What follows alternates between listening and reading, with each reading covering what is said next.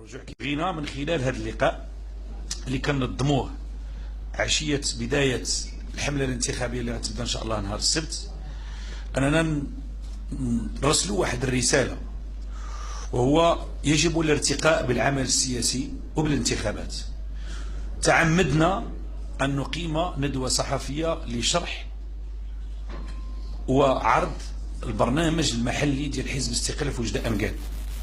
بغينا حزب الاستقلال يكون السباق للارتقاء بالعمل السياسي وبالانتخابات، وباللي الانتخابات خص تكون مواجهة ماشي بين الأشخاص، ماشي مواجهة بين الأحزاب، ولكن مواجهة بين البرامج، ويكون الانتخابات هي فرصة للناخبين والساكنة باش يطلعوا على المرشحين وعلى الأحزاب ويتعرفوا على العمل السياسي، على حصيلة الحكومة من جهة، حصيلة المعارضة من جهة أخرى، حصيلة النواب اللي مثلهم كذلك، وكذلك تكون مناسبة لعرض البرنامج ديال الأحزاب. وباش ما نمشيوش وما نزلقش بينا الخط، الانتخابات خصها تكون بحال هكا، لأنه إلا كاين عزوف اليوم عند المواطن، لأنه كاين عدة مظاهر لا تمت بصلة للعمل السياسي ولا تمت بصلة للعمل ديال التحضير للانتخابات. وبالتالي مشكورين استدعينا الأخوات والإخوان والنساء ورجال الصحافة باش نعرضوا البرنامج ديالنا، وباش من خلالكم نوصلوا رسالة. احنا ما باغيين ندابزوا مع حتى حزب، احنا ما ضد حتى حزب، احنا بغينا باش نديروا انتخابات نقية، بغينا باش نديروا انتخابات فيها الإقناع. عندنا وسائل الإقناع، درنا تنظيمات في الحزب منذ سنة وحنا كنقادوا الحزب وقادينا التنظيمات كلها، جددنا كل المؤسسات الحزب باش ندخلوا الانتخابات بتنظيمات جديدة، بوجوه جديدة، بأساليب جديدة، باش نحاولوا ضمن الأحزاب اللي كاينه في مدينة وجدة أننا نلامسوا الواقع ديال الساكنة، وأننا نحطوا بدائل ونشوفوا واش كاين إمكانية نحلوا المشاكل. إذن هذا هو السياق اللي بغينا نديروا فيه. علاش درناها اليوم؟ كانت الأربعاء، لأن بعض وسائل الإعلام قالت باللي كاين محاكمة اليوم في الفاس وكذا وكذا، وتعمدنا أننا نديروها اليوم باش تكون إجابة على أساس أنه يكون الانتخابات فيها المعقول. هذه الأساليب ديال الإشاعة والأساليب ديال الضرب تحت الحزام والأساليب ديال خلق الفتنة والأساليب ديال توجيه اتهامات جاهزة وعبر وسائل الإعلام ما بقاتش اليوم.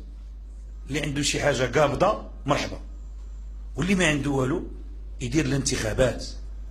احنا بغينا نديروا الانتخابات، والانتخابات باش كدار بالبرامج، بالحوار مع المواطنين، بالنزول الى القواعد ديال الشعب، وانك تهضر معهم وتقنعهم. اللي تقنع مرحبا، واللي بغى اختيار كاين لحد الان 9 اللوائح يختار الانسان والمواطن اللائحه اللي بغى، ولكن ضمن واحد الصيروره ديال المعقول، ماشي نبداو نزرعوا الاشاعات باش نطيحوا واحد الحزب ولا واحد اللائحه بواسطه الاشاعات.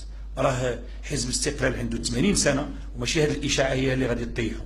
وحزب الاستقلال في وجده من بين القلاع ديال حزب الاستقلال في المغرب، راه ماشي سهل باش يطيحها شي واحد كيفما كان، وسوف تكون مهمتهم مستحيله، لانه حزب الاستقلال على مدى تاريخ منذ الاستقلال عمرنا ما سقطنا في وجده.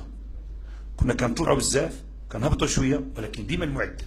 واحد العام جبنا واحد بصح صبعنا تما، كنا في المؤسسات المنتخبه واحد، في حين ان كاين احزاب كتبقى بريمير ديفيزيون تهبط دوزيام ديفيزيون تهبط. حنا دائما ممثلين في المؤسسات المنتخبه دائما، ولهذا بغينا نقولوا بانه حزب الاستقلال حزب العائلات الوجديه، حزب عنده جذور، حزب بغينا نرتقي وما يمكنش نسايروا الا كان المستوى يهبط حنا نهبطوا معاه.